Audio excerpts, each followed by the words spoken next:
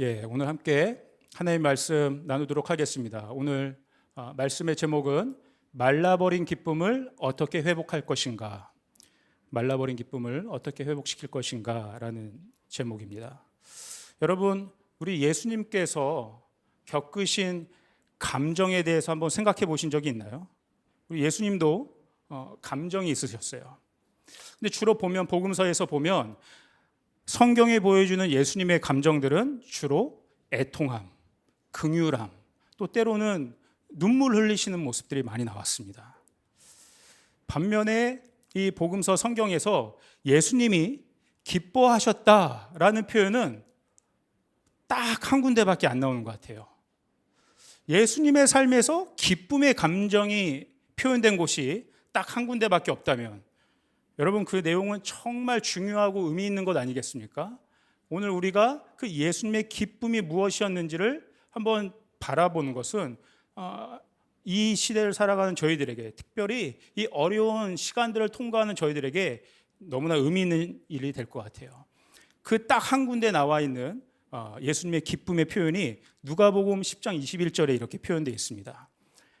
그때에 예수께서 성령으로 기뻐하며 이르시되 천지의 주제이신 아버지, 이것을 지혜롭고 슬기는 자들에게는 숨기시고 어린아이들에게 나타내심을 감사하나이다. 옳소이다. 이렇게 된 것이 아버지의 뜻이니이다. 그때에 예수께서 성령으로 기뻐하시며, 딱 요 한 구절이에요. 그때에, 그러면 어느 때 예수님이 기뻐하셨는가를 좀 볼 필요가 있을 것 같아요. 여기 말하는 이 그때에는 이 누가복음 10장 이 앞부분에 설명들이 나와 있습니다. 이 앞부분의 설명은 어떤 내용이냐면 예수님께서 12 제자 외에 70명의 또 예수님을 따르는 제자들을 택하셔서 세우시는 장면이 나옵니다. 그래서 이 70명의 제자들을 각 마을에 파송시키세요. 하나님 나라의 복음을 전파하도록 명령하세요. 그리고 이 제자들은 예수님의 그 사명에 순종해서 하나님의 나라, 특별히 하나님의 샬롬의 평강을 각 사람들에게 전파하고 다닙니다. 그러고 나서 이들이 예수님께 돌아와서 선교 보고를 하는 거예요. 그런데 이 제자들이, 70명의 제자들이 각 집들을 돌아다니며 사람들에게 하나님 나라를 전파하고 예수님께 돌아오면서 선교 보고를 할 때 우리가 주목해야 될 한 가지 특징이 있어요.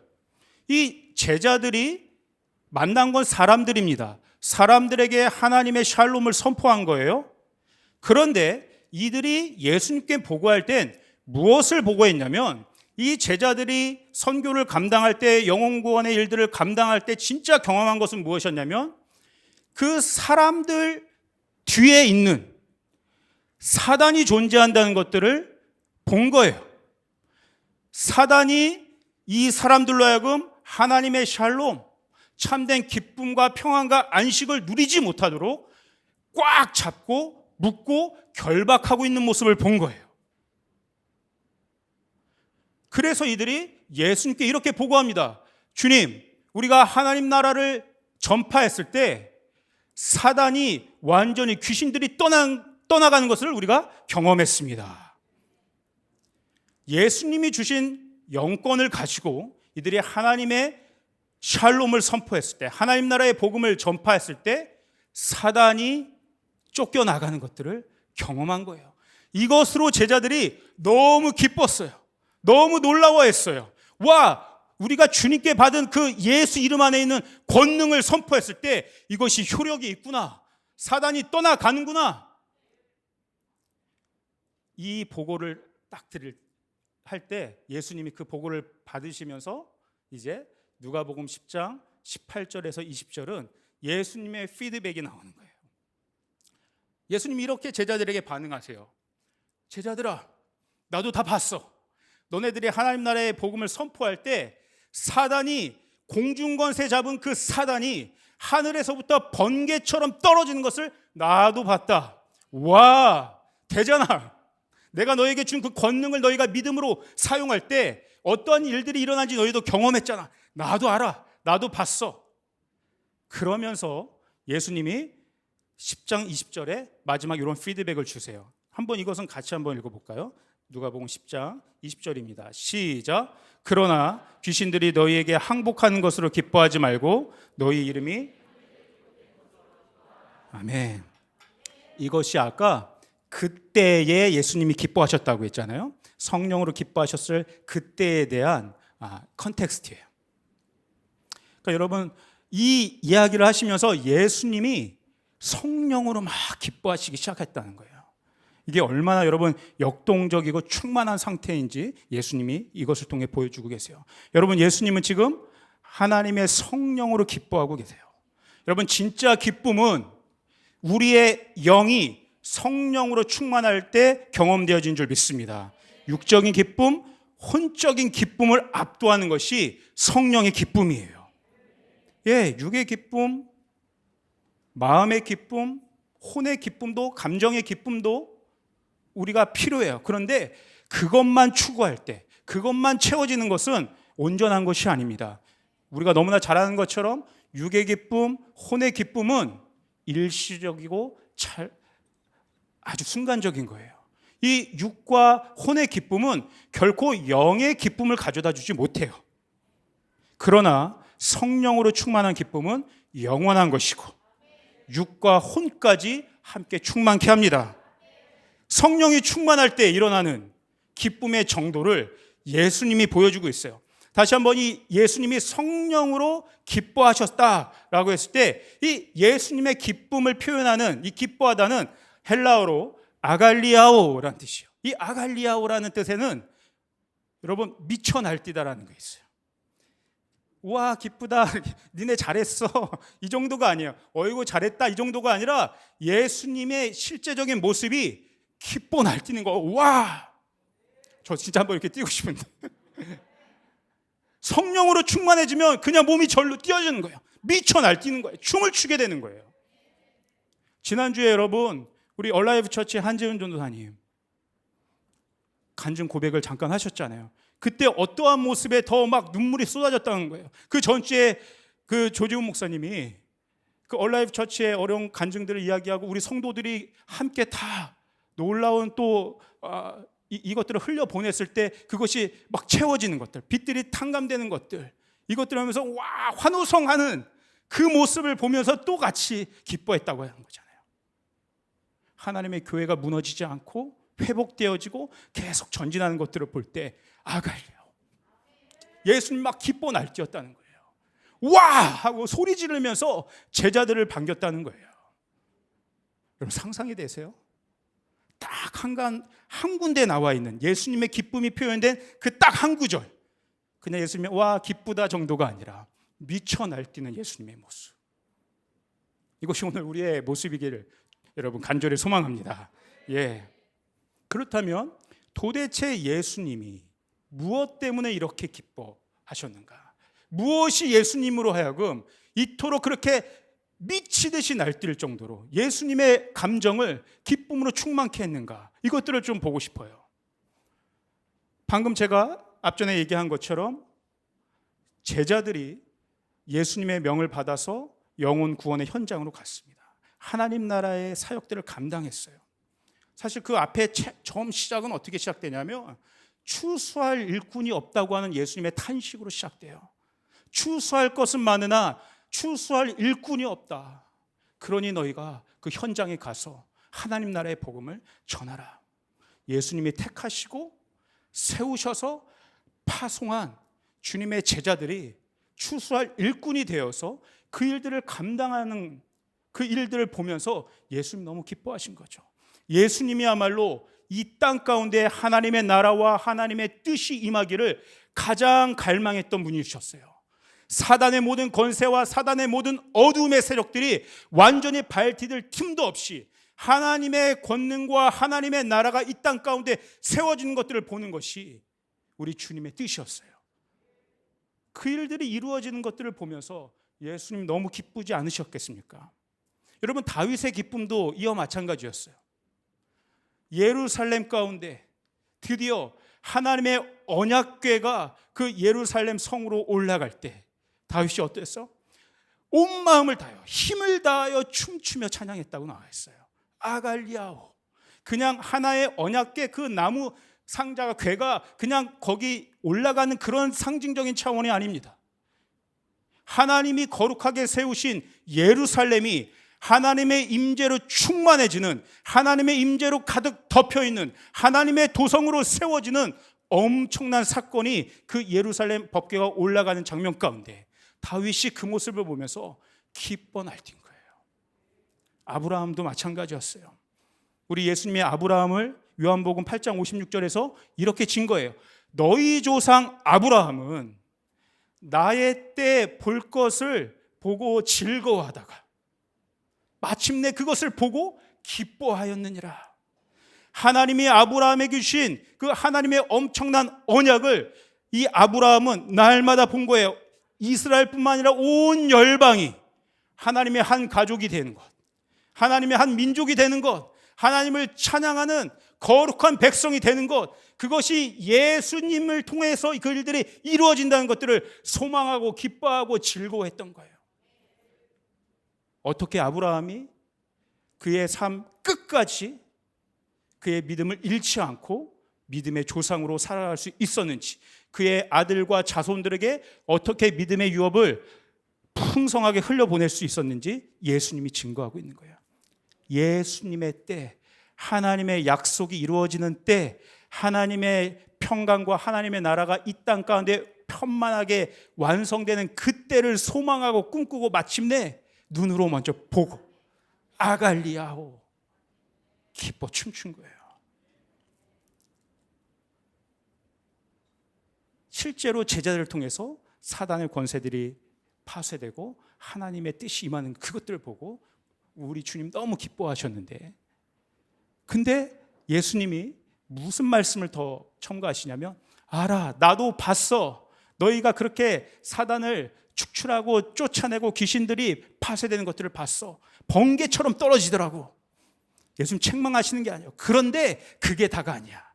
그 기쁨이 다가 아니야. 진짜 기뻐해야 될 이유가 하나 있어. 너희의 이름이 하늘에 새겨진 것으로 기뻐하라. 이것이 예수님의 기쁨의 본질적인 이유예요. 단지 사역이 성공했다고 해서 기쁜 것이 아니었습니다. 너희의 이름이 하늘에 새겨진 그것으로 인하여 기뻐하라. 그 말은 무엇이었을까요? 그것은 예수님이 그것을 보고 무엇을 보고 기뻐하셨냐면, 예수님의 사명을 받고 그 뜻에 따라 예수의 이름의 권능들을 선포하면서 그 일들을 감당하고 있는 그 제자들의 모습 자체를 보면서, 그들의 제자로 세워진 그 존재적인 모습들을 보면서 예수님 너무 기뻐하신 거예요. 너희가 그런 존재다. 여러분, 하늘에 새겨졌다는 건 조각처럼 새겨진 뜻이잖아요. 아가서 8장 6절에 나오잖아요. 너는 오늘 나의 마음에 도장같이 품어졌다. 너는 오늘 나의 팔에 도장같이 새겨졌다. 너희는 하나님의 사랑에, 하나님의 심장에 완전히 새겨진 하나님과 하나의 존재로 연합된 존재다. 주님의 제자로 부름받아 성장하면서 사명을 감당하는 그 성숙한 제자 자체의 존재됨이 하늘책, 생명책, 하나님의 마음과 하나님의 팔에 새겨졌다는 거예요. 그것으로 기뻐하는 하나님의 모습을 보라는 거예요. 너의 사역의 성공에 침체해 있지 말고 그 일들을 감당할 수 있게 된 그 너희의 존재로 너무나 기뻐하시는 그 하나님 아버지의 얼굴을 바라보라는 거예요. 저는 주님도 똑같은 모습으로, 똑같은 마음으로 그렇게 아갈리아하고 하셨을 것 같아요. 와, 얘네 성공이 사역이 성공해서 기뻐하셨고 좀 잘 안 돼서 책망하신 것이 아니라 그것을 감당할 수 있는 제자로 성장한 그들의 존재됨을 보고 아갈리아오, 하나님이 나에게 동역자들을 붙여주셨구나. 내 일들을 함께 감당할 나의 사람들을 하나님이 세워주셨구나. 여러분, 이것이 우리를 바라보시는 하나님의 관점이고 하나님의 수준인 줄 믿습니다. 예수님은 종종 제자들을 어떻게 표현하시냐면 친구라고 표현하세요. 여러분, 친구는 존재적인 관계를 뜻합니다. 예수님이 그런데 여기서 우리에게 표현하는 그 친구라는 의미는 헤타이로스, 이게 친구인데요. 이 헤타이로스는 전우라는 뜻이 있어요. 전우예요. 전우요 이렇게 부르는 거예요. 전우는 어떠한 존재입니까? 부름받은 전쟁터에 나가서 목표를 향해서 대적을 꺾기 위해서 사명감을 가지고 함께 목숨을 걸고 싸워 나가는 존재가 전우 아니겠습니까? 내 동료가 죽어간 것들을 가만 보지 않고 동료를 대신해서 총을 맞을 수 있는 그 존재가 전우 아니겠습니까? 예수님이 우리를 보시는 관점의 수준이 그냥 어린아이와 친구 삼는 그 정도가 아니라 전우의 수준으로 우리를 보시는 거예요. 친구요. 예수님과 오늘 이 본문에서 70인 제자들 사이에서 맺어지고 있는 관계의 수준이 바로 이런 것이었어요. 주님의 동역자로 세워지는 존재들. 그것으로 인하여 우리 주님이 너무 기뻐하시는 거예요. 사랑하는 여러분, 오늘 여기에 앉아있는 우리를 사로잡고 있는 이 시대에 우리의 감정은 어떻습니까? 무언가 과거에 비해 편리해지고 삶의 질이 높아진 것 같지만 우리에게 풀리지 않는 근원적인 고민들은 날로 깊어지는 것 같아요. 외적인 문제들이 끊임없이 우리 가운데 있습니다. 관계의 문제, 재정의 문제, 진로의 문제, 가정의 문제. 너무나 많은 문제들이 끊임없이 있어요. 그런데 그 모든 것 이전에 늘 언제나 문제는 여러분 마음의 문제 아니겠습니까? 제가 보니까 현대인들의 경우 이 마음의 문제 중에서도 특별히 우리가 괴로워하는 지점은 그 핵심은 우리 안에 기쁨이 없다는 것 같아요. 일시적이고 찰나적인 만족과 기쁨이 있을지 모르지만 너무나 힘겹고 고통스럽고 우리의 내면이 늘 공허함으로 몸부림치는 것이죠.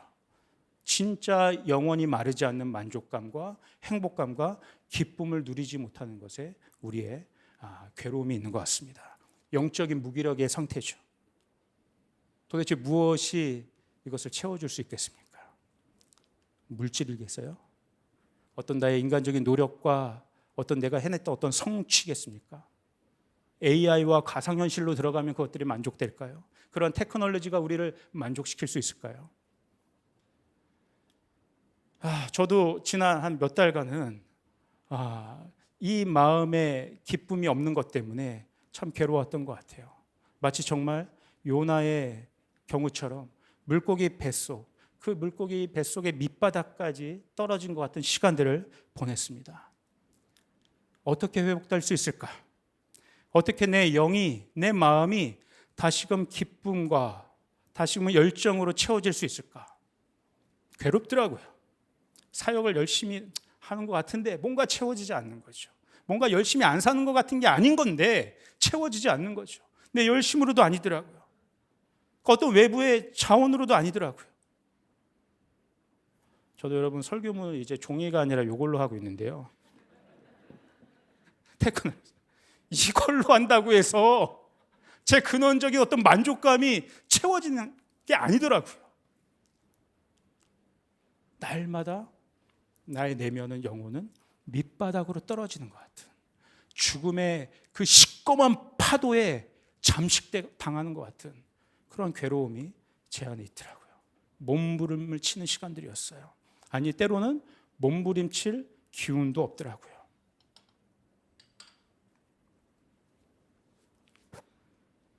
근데 하나님 좀 잔인하셨던 것 같아요. 거기가 밑바닥인 줄 알았는데요. 더 밑바닥을 더 보여주시더라고요. 계속 끌고 내려가시더라고요. 그 거센 시꺼먼 죽음의 파도로 저를 산산이 부수시는 것 같더라고요. 내 마음과 내 생각을 철저히 부수시더라고요. 더 내려갈 것도 없는데 더 내려보내시더라고요. 그때 제가 할 수 있었던 유일한 것은 기도밖에 없었습니다. 제가 할 수 있는 유일한 그 기도가 그런데 가장 중요한 것이었더라고요. 여러분 때로 밑바닥은 주님을 우리의 인생이 역전될 수 있는 기회의 장이 될 수 있어요. 그런데 제가 깨달은 한 가지가 있습니다. 밑바닥으로 내려가는 경험이 나쁘지 않아요. 그런데 제가 깨달은 한 가지 진짜 중요한 것은 밑바닥 그 자체가 아니라 밑바닥에서 엎드려져 기도하는 것이 진짜 중요한 것이었더라고요. 여러분, 밑바닥 자체는 비참함입니다. 밑바닥 자체는 복이 아니에요. 저주의 상태예요. 일부러 밑바닥으로 내려갈 사람이 누가 있겠습니까? 밑바닥 자체가 우리를 다시 역전시켜주는 것이 아니었어요. 중요한 것은 밑바닥에서 기도하는 것. 괴롭고 힘들어도 그렇게 괴롭고 힘든 가운데 주님을 찾고 구할 때 그 부서짐 가운데서 그 시꺼먼 풍랑의 잠김 속에서 경험했던 것은 예수님의 얼굴이었어요. 어떤 얼굴이었는지 아세요? 나를 보시며 근심하고 걱정하시는 예수님이 아니라 기쁨으로 가득 차 있는 예수님의 얼굴. 나를 기뻐하시는 예수님. 나를 이미 구원하시고 나를 사랑하신다고 말씀하시는 그 예수님의 기쁨의 얼굴이, 제 얼굴은 일그러져 있는데 주님이 그걸 보여주시더라고요. 나다나, 너의 이름이 하늘에 기록된 것으로 기뻐하지 않겠니? 너의 이름이 내 마음에 새겨져 있는 것으로 기뻐하지 않겠니? 너는 그러한 존재인데, 여전히 너는 내 마음에 도장같이 새겨져 있는 인쳐진 존재인데 그것으로 기뻐하지 않겠니? 천국 그 자체이신 예수님의 심장에 제가 새겨져 있더라고요. 그것으로 예수님 기뻐하고 계시더라고요. 그러면서 예수님이 바라시는 저의 얼굴의 모습이 있더라고요. 예수님의 기쁨에 함께 동참해서 같이 웃는 그 모습을 저에게 원하시더라고요. 예수님을 닮은 나, 오늘의 70인 제자처럼 함께 기뻐하고 함께 주님의 사명을 감당하고 목사로서 사역을 감당하는 것이 아니라 주님의 심장에 새겨져 있기 때문에 그것 자체가 큰 동기가 되어서 절로 기뻐하고 주님의 일들을 감당하는 해타이로서 전후된 나.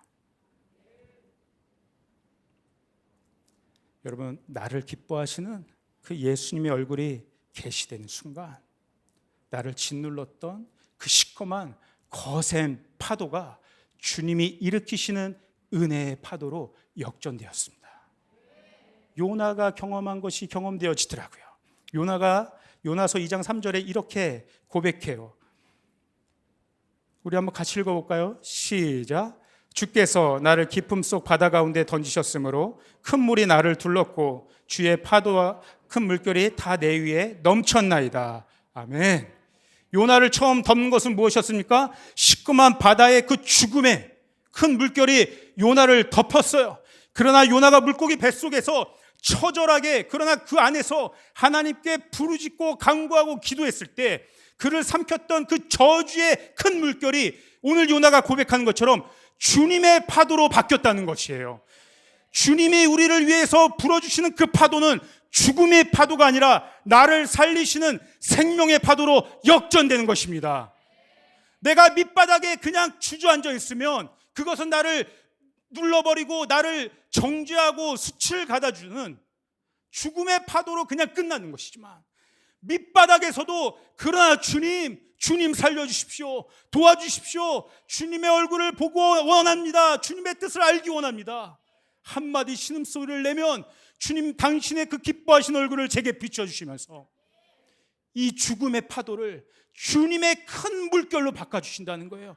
세상의 파도를 압도할 수 있는 유일한 파도는 우리가 만들어내는 인간의 파도가 아니라, 외부의 어떤 자원의 파도가 아니라 오직 하늘로부터 내려오는 주님의 파도인 줄 믿습니다. 이 파도를 경험하는 것만이 우리가 살 길이고 회복되는 것이에요. 주님의 파도를, 그 파도 안에 들어가는 자는 살 길이 열려요. 소망의 길들이 다시 열려요. 주님의 얼굴이 보이기 시작해요.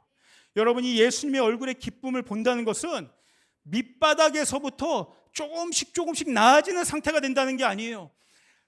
더 떨어질 것도 없는 가장 암흑 같은 밑바닥에서 주님의 얼굴을 본다는 것은 단번에 한순간에 밑바닥에서 하늘의 차원으로 수직 상승된다는 것을 의미하는 겁니다. 복음은 우리를 단번에 변화시키는, 단번에 우리의 존재를 변화시키는 하나님의 구원하시는 능력인 줄 믿습니다. 고아에서 제자로, 주님의 제자로, 절망에서 소망으로, 저주에서 복으로, 죽음에서 부활과 생명으로 점점 진화되는 것이 아니에요. 한 번에 바뀌어지는 것이에요. 세상의 파도 속에서 어찌할 바를 알지 못할 때 주님이 일으키시는 큰 바다를 경험한 순간 가장 밑바닥에서 하늘의 차원으로 올라가는 그 어마어마한 복음의 능력을 경험할 수 있게 되는 것이에요. 사랑하는 여러분, 하나님은 저와 여러분들에게, 우리 인간들에게 두 개의 눈을 주셨어요. 하나는 지금 우리의 육체로 보는 눈이 있습니다. 그리고 또 하나는 우리의 마음으로 보는 눈이 있어요. 두 가지의 눈을 주셨어요. 우리 이것을 육안과 심안이라고 하죠. 그런데 여러분 이거 아세요? 우리의 육안, 육체의 눈은요 절대 객관적이지 않습니다. 절대 중립적이지 않아요. 왜냐하면요, 우리의 육안은 언제나 우리의 심안, 마음의 눈을 따라가기 때문에 그래요. 달리 말하면 우리의 육의 눈을 컨트롤하는 것은 우리의 마음의 눈이에요. 심안이 육안을 조종해요. 우리의 생각과 우리의 마음을 향하는 곳에 우리의 실제적인 육체의 눈도 따라가게 되어 있는 거예요. 여러분, 이게 창세 에덴에서 일어났던 사건이에요. 하와가 어떻게 범죄했는지 아십니까? 하와가 처음에 선악과를 먼저 본 것이 아니었어요. 뱀의 음성을 먼저 들었습니다. 뱀의 음성을 들었을 때 이미 그 하와의 마음이 미혹을 당한 것이었어요. 그의 마음이 이미 움직여지기 시작한 거예요. 뱀의 음성을 듣고 그 음성이 이 마음을 막 회오르치게 하는 순간 이 마음의 눈이 보는 곳에 하와의 육의 눈이 선악과를 보기 시작한 거예요. 그러고 보니까 보암직도 하고 먹음직도 했던 거예요. 그러므로 여러분, 때로 우리가 밑바닥같이 내려가 있는 그런 상황이 있다 할지라도 밑바닥만 보면 안 돼요. 밑바닥에서 기도해야 살 수 있습니다. 밑바닥에서 주님을 보아야 회복될 수 있습니다. 주님은 내 마음 가장 큰 그 밑바닥 가운데도, 내 마음의 가장 그 메말라버린 밑바닥 가운데도 주님은 언제나 살아 계신 거예요. 우리의 마음의 상태가, 우리의 굳은 마음이, 그 단단해진 마음이 주님을 보지 못하게 할 뿐인 거예요. 사단은 끊임없이 이것을 우리에게 행하고 있는 거예요. 제자들이 집집마다 다니며 하나님의 샬롬을 선포했을 때 그것을 받아들이지 못하고 거절하는 사람들도 있었어요. 마음의 눈이 주님을 보지 못하게 하는 거예요. 사단이 뒤에서 그것들을 조종하는 거죠. 하와를 미혹하듯이 끊임없이 하나님을 의심하게 하고 하나님을 오해하게 하고 내 인생의 해석들을 잘못되게 해석하고 세상의 메시지에 현혹되게 하는 그 일들을 사단이 우리 마음 가운데 동시에 하게 하는 것이죠. 그러나 그렇지 않습니다. 밑바닥에서 기도할 때 내 마음, 메말라져 있는 것 같은 내 마음 한가운데도 나는 내 마음 안에 주님이 계시다고 하는 것. 아니요, 주님 안에 우리가 있는 것이었죠. 여러분, 사마리아 여인의 우물터는 밑바닥의 상징이었어요. 그러나 거기서 그녀가 몸부림침으로 마음의 눈으로, 영과 진리의 눈으로 예수님을 바라보았을 때 그는 비로소 자신이 어떠한 존재를 알게 되었고, 그 마음의 눈이 어디를 향했어요? 그가 숨고 싶었던 그 수치감을 주었던 그 마을을 향하게 되었어요. 그리고 단번에 그 마을로 나가서 하나님 나라의 복음을 선포하는 주님의 제자로 세워진 것이었어요. 그 밑바닥 우물터에서 단 한순간에 하늘의 차원으로 수직 상승하게 된 것이죠. 여러분, 주님의 마음에는, 주님의 심안은 언제나 하나님 아버지께 고정되어 있었어요. 우리 누가복음 10장 22절 한번 같이 읽어볼까요? 그러면서 제자들에게 계속 예수님이 이렇게 이야기하세요.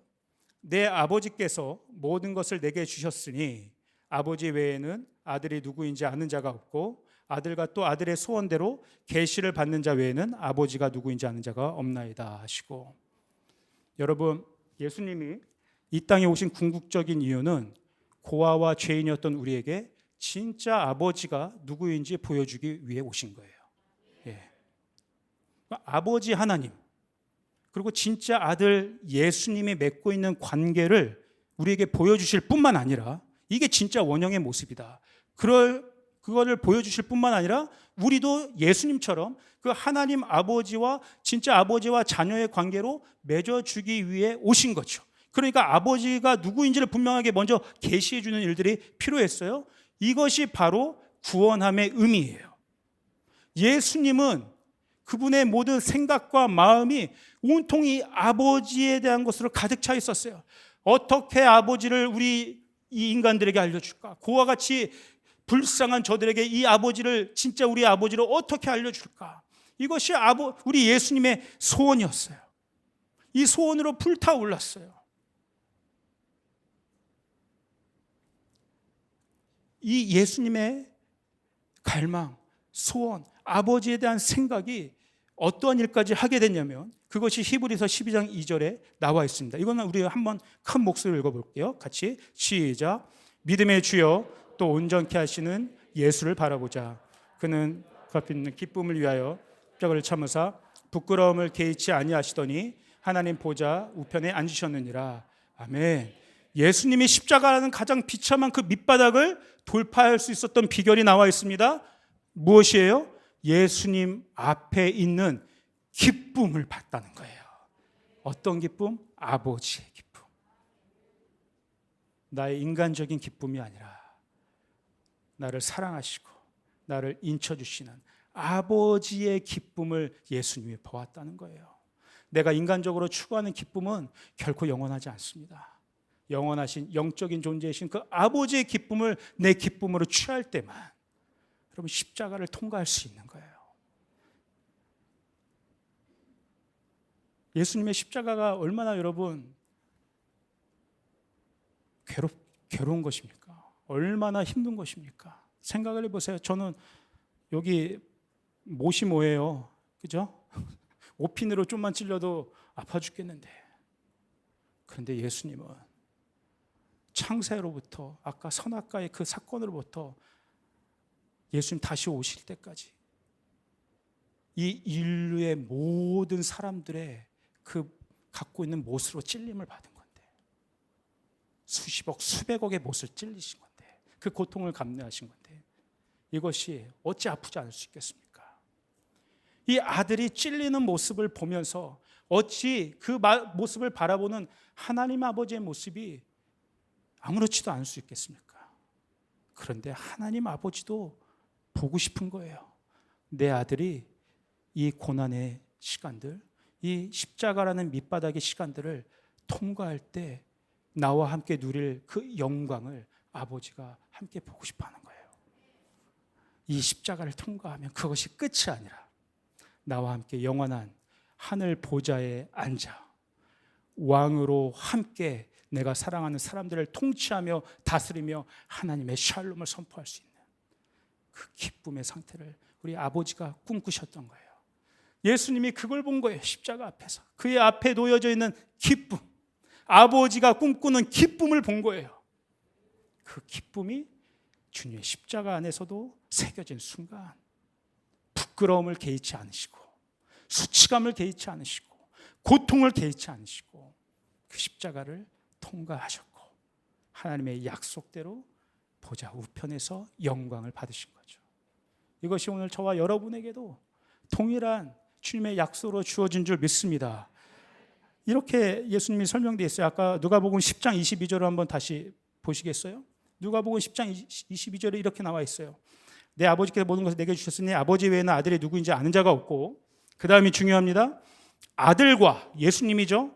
또 아들의 소원대로 계시를 받는 자 외에는 아버지가 누구인지 아는 자가 없더라. 아들 예수님과 아들 예수님이 소원하는 계시를 받는 자, 예수님의 기쁨, 예수님이 갈망, 예수님이 진짜 바라시는 예수님의 소원을 그것을 계시로 받는 자만이 아버지를 볼 수 있다.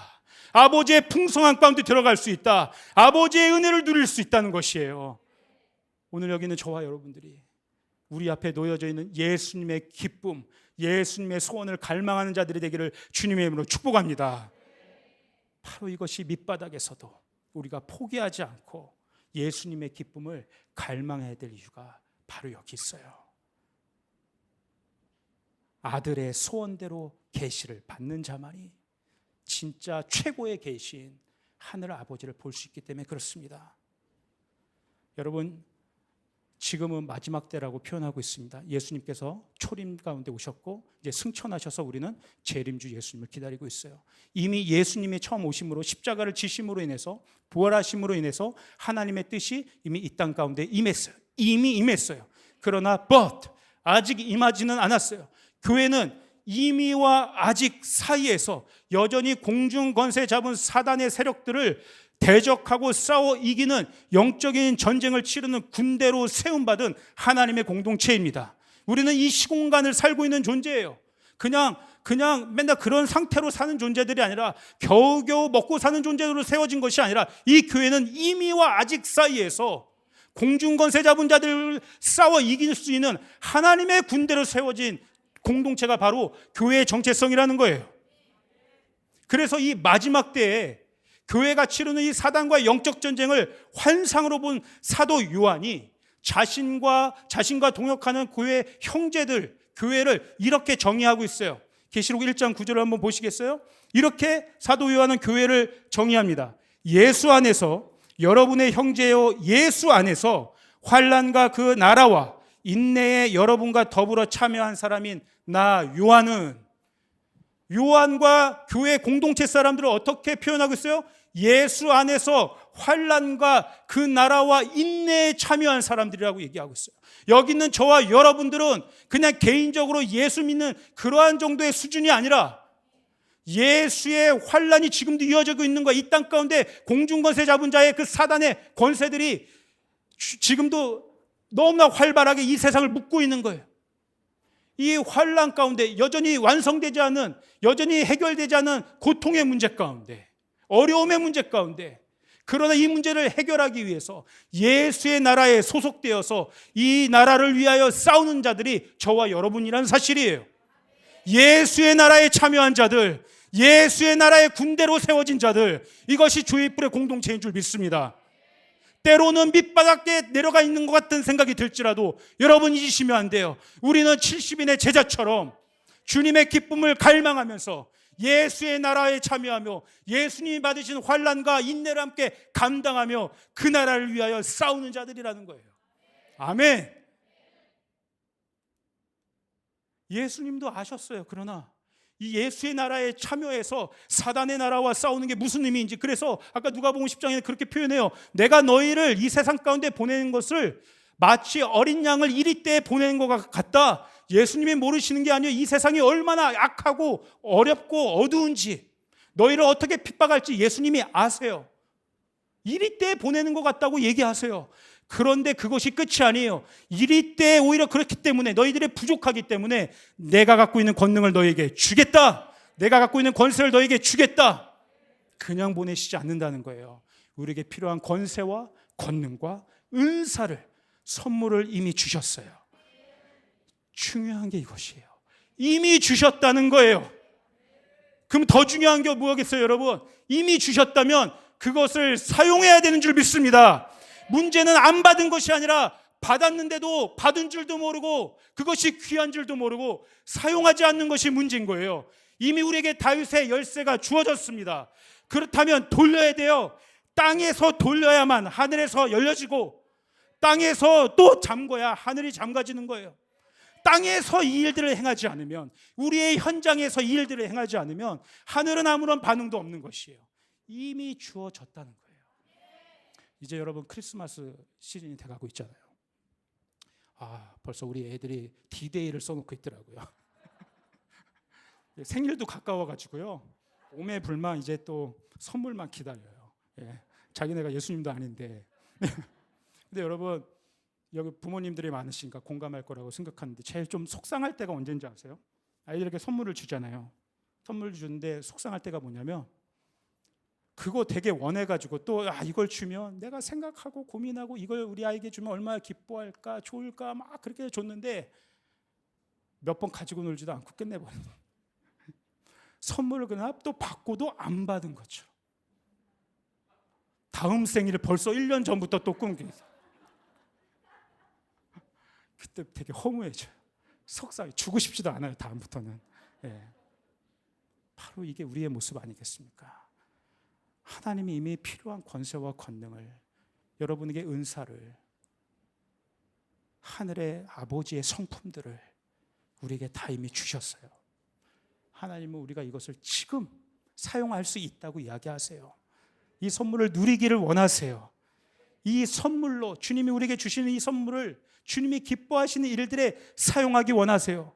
제가 진짜 화가 날 때가 언제인지 아세요? 우리 자녀들에게 제가 준 선물 가지고 싸울 때, 자기네들끼리 제가 준 선물로 동생을 때릴 때, 잘못 사용할 때도 너무나 속이 상해요.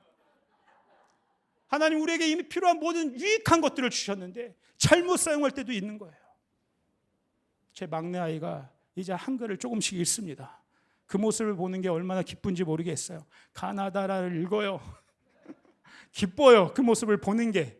가나다를 읽는 것으로 기뻐하냐, 그 모습, 그걸 읽는 그 모습이 기쁜 거죠. 근데 여러분 한번 생각해 보세요. 얘가 10살이 되고 20살이 됐는데도 가나다라만 한다면 어떻겠어요? 문제가 있는 거 아니겠습니까? 성장하고 성숙할수록 책을 읽어나가고 그 내용을 음미하고 그와 함께 아버지와 대화 나누고 그 지식을 지혜로 삼아서 세상 가운데 선한 일들에 사용하기를 원하지 않겠습니까? 여러분, 우리 안에 이미 하나님의 말씀이 새겨져 있습니다. 하나님은 이 말씀을 사용하기 원하십니다. 우리 안에 기도할 수 있는 힘이 있습니다. 하나님, 우리가 기도의 능력을 사용하기 원하십니다. 천국의 열쇠가 이미 우리 가운데 주어져 있습니다. 천국의 열쇠를 예수의 권능을 가지고 선포하며 사용하기를 원하십니다. 그랬을 때 놀라운 일들이 일어나요. 누가복음 10장 21절, 그때 예수께서 성령으로 기뻐하시며 이르시되 천지의 주제이신 아버지여, 이것을 지혜롭고 슬기 있는 자들에게는 숨기시고 어린 아이들에게는 나타내심을 감사하나이다. 옳소이다. 이렇게 된 것이 아버지의 뜻이니이다. 누구에게 이 놀라운 하늘의 비밀이 풀려지겠습니까? 누구에게 이 하늘의 놀라운 기쁨과 영광이 경험될 것입니까? 여러분, 우리는 밑바닥에 갈 때 때로는 너무나 복잡해요. 우리 어른들은 생각이 너무나 많아요. 너무나 계산을 할 수밖에 없어요. 누구에게 이 놀라운 하늘의 기쁨과 비밀들이 경험되어질 수 있겠습니까? 제가 여러분에게 사진 하나를 보여드릴게요. 사진을 하나 띄워주시죠. 보이세요? 예. 왼쪽이 저희 딸이고요. 오른쪽이 저희 아들입니다. 이게 몇 주 전에 우리 정경 간사님이 금요 예배 때 선교의 콜링을 딱 할 때 저희 아이들이요 뛰쳐나가더라고요. 제가 절대 이렇게 꾹 찌르지 않았습니다, 여러분. 뛰쳐나가더라고요. 우리 아들이 먼저 팍 뛰쳐나갔어요, 가운데로. 우리 딸도 거의 동시에. 그런데 우리 딸은 한번 아버지를 살피더라고요. 아빠, 나도 나가도 돼? 그럼 나가도 되지. 나가도 되지. 여러분, 제가 이 아이들의 아비로서 이 모습을 보는 것이 얼마나 큰 기쁨이었는지 몰라요. 저희 아이들 공부하고 뭐하고 저도 별로 칭찬한 적이 없어요. 그렇게 잘할 수도 있고 못할 수도 있는 거죠. 근데 진짜 제가 보고 싶었던 모습이 이 모습. 하나님 앞에서 Here I am, send me. 강단에서 선포되는 그 부르심에 반응해서 어린아이처럼, 그냥 어린아이죠. 어린아이가 그냥 그렇게 뛰어나가는 건, 예, 주님 나도 선교 나가고 싶습니다. 주님 내가 여기 있습니다. 나를 보내소서. 이 아이가 자신의 10년, 20년을 계산하면서 나갔겠어요? 내가 여기 나가면 목사나 선교사가 돼야 되는 것인가? 제 마음에 계산하는 마음이 있겠습니까? 내 아들이 목사는 안 돼야 될 텐데. 그런 게 아닌 거죠. 주님의 기쁨에 함께 동참하는 모습.